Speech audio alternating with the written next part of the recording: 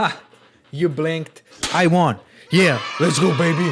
How's it going, guys? Today I'm going to show you how to make double exposure in Photoshop. So I had a lot of questions about double exposure. Literally nobody asked. Anyway, I'm going to show you how to do that. So let's get started. So first you make a new document in Photoshop, a custom document.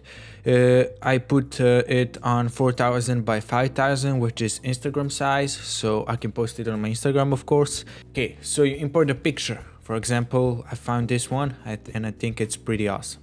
Then, using quick selection tool or pressing W on your keyboard, I will select her just like that.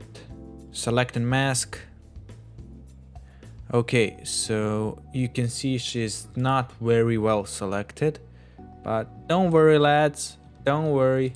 I'm gonna use this second tool right here to make a better selection, right? Oh, just like that. Tutto perfecto. Okay, so let me just play here a little bit of shift edge right there, a little bit of contrast. That should be it.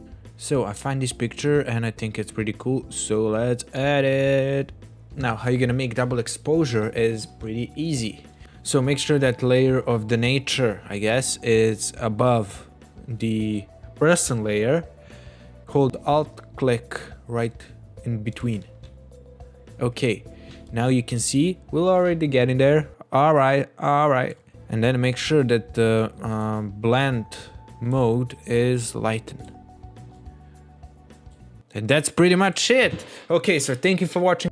Okay, so I'm gonna duplicate this layer by clicking on it and pressing Ctrl J on your keyboard. Then you're gonna click on lower layer, click on mask, right click, delete mask to get that gray background. And that's pretty much it. It's pretty simple. Now you can adjust it by, for example, clicking on the nature layer and mask it, and brush, make sure the soft brush is selected, and you can just, for example, make sure that the black color is selected and just delete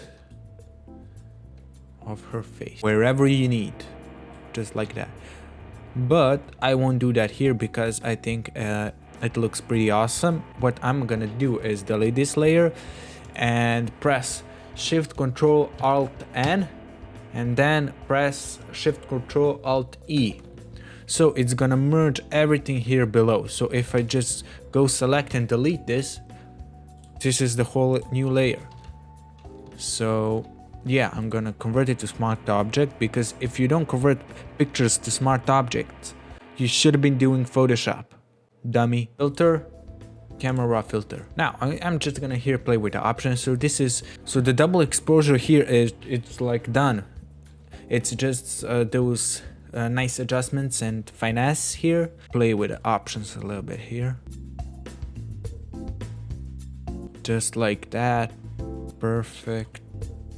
Got that faded black color. You see what it does? But not too much. This is too much. Just a little bit. Just like that. Details definitely. Sharpness all the way to the max. A little bit noise reduction, not too much, just a little bit. Nice vignette. A little bit of grain. Now I want to turn that green color just a little bit more bluish, just a bit, just like that. And maybe make it pop. Make it brighter, just like that. Perfect. Or you can go here, creative, and find some cool options that you like. I use this pretty often, so yeah. Son of a bitch! Please shut the f up, I'm making a video. God damn. Sorry guys. I don't know if you can hear that, but I surely can, and it just disturbs me so much that fucking neighbors, oh my god.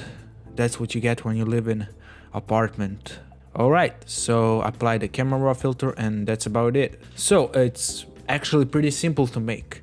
Now the other thing which you can do is for example, make her look black and white.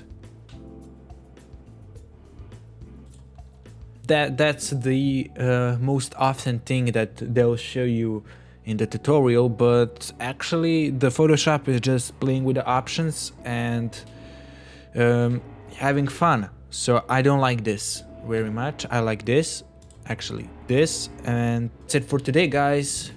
I hope you enjoyed the video. I hope you learned something new, and make sure to like, subscribe, and turn on post notifications because I need it. I need it so bad. See you in the next one video.